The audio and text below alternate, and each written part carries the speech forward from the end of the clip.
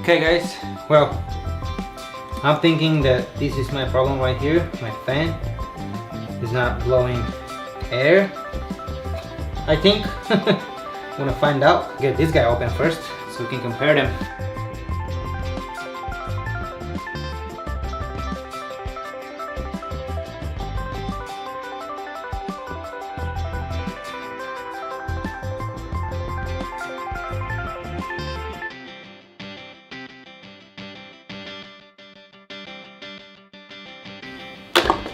Okay guys, let me show you something. I have a video of replacing the cable on my Thunderbolt display. This is the cinema display. It's a different. I want to show you guys that right here, this connection is different because this connection comes out from here.